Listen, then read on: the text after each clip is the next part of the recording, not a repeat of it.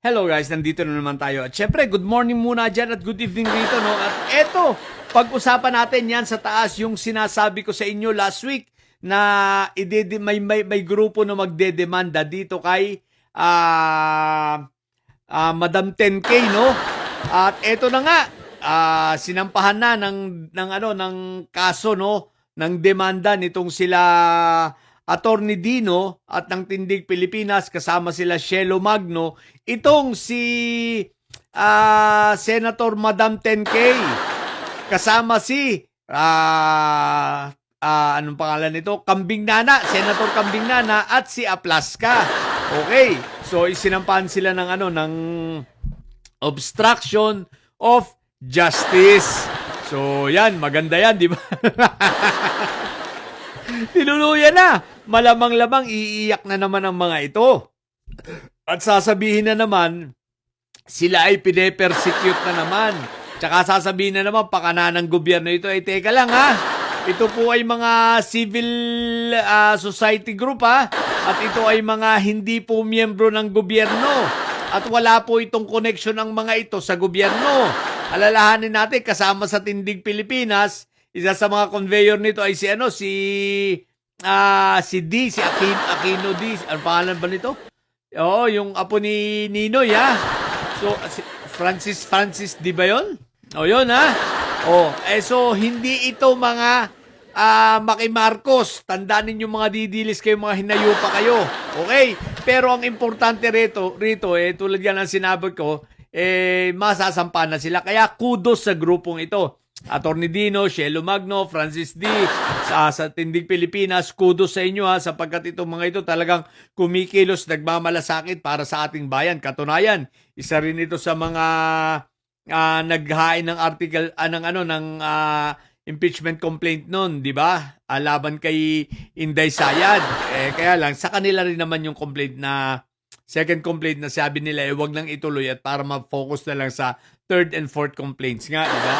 So, kudos si Shelo Magno. Ito rin nagdemanda kay kay Inday Sayad na wala pang resolution ng ombudsman kung ano na. 'Di ba? Pero hintayin lang natin ha. Pero ang importante nasampahan na ng kaso itong mga ito. So, tuloy-tuloy na 'yan.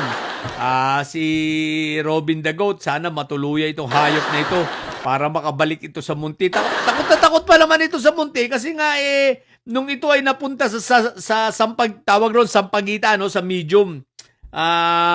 Alam nyo sabi nung ating mga kaibigan pag pumupunta ako, kinekwento nila talaga ito si Robin muntik maging babae doon At dahil sa takot nagpa-convert sa Islam. Bakit? Talagang siya ron gagawin babae. Walang yabang yan doon. Napakabait po ni Dagot do, walang kayabang-yabang. Nung siya ay nasa medium, walang kayabang-yabang yan, napakabait niyan.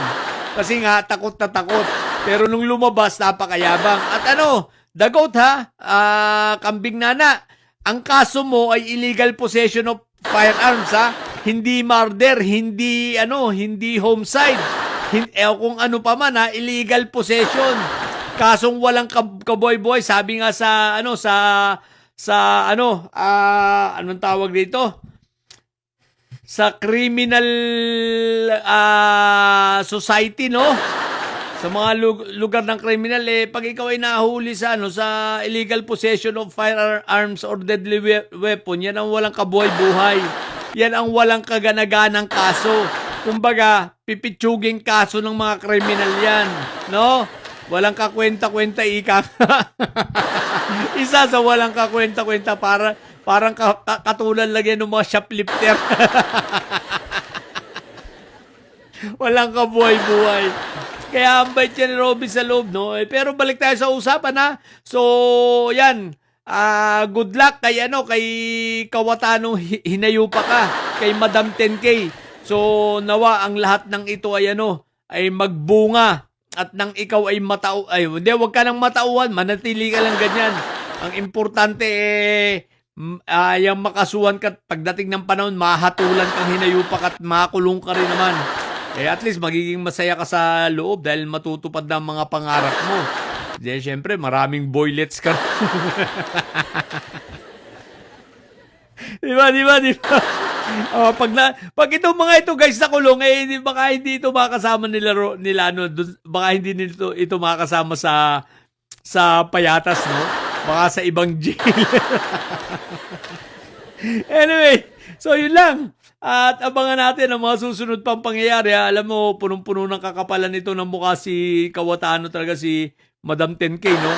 Shout out sa mga kasamahan nitong kulto, ha? Kasi kung ayaw nyo itong itatwa sa reliyon ninyo, sa fellowship ninyo na kinaaniban nito, wala kayong magagawa. Talagang ang tawag namin sa inyo, kulto. Bakit? Kasi kinukonsinti nyo itong taong ito. Isipin mo, panay ang gamit ng salita ng Diyos, tapos ang ipinagtatanggol ay kriminal, ang ipinagtatanggol ay mamamatay tao at hindi naniniwala sa Diyos, minumura ang Diyos, tapos panay ang gamit ng salita ng Diyos. What the heck? Anong tawag nyo dyan? Di ba kulto?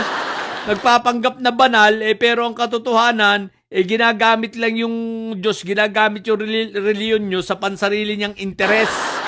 No, matawag lang na siya ay banal. Hinayupak na yan. Anyway, yun. At again, salamat kay Atty. Dino at sa grupo, Cielo Magno at Francis D. Thank you very much sa inyong pagsasampa ng kasong ito. Mabuhay kayo. At sa kala Madam 10K, nawa ang kasong ito ay mag-prosper at mahatulan, makonvict kayong mga hinayupa kayo, pati itong si nang magbalik, ito hindi na balik Islam, balik kulungan. Itong si Kambing Nana, isama nyo si Aplas Kang, hinayupak na yan, nang matanggal na mga pensyon yan at lahat dahil magiging criminal siya at convict. Okay, so yun lang po, sa mga bobong didilis dyan, na mga hinayupak kayo, matutulog na sana ako nakita ko pa yung report dito na napakaganda yan. Kaya yun lang. Sa mga bobo didilis siya at may sayad na nyo, ang tatay nyo ay preso, ang bibi nyo ay bobo. Natili kayo mga bobo at may sayad sapagkat ang may sayad ay laging high blood. Bye!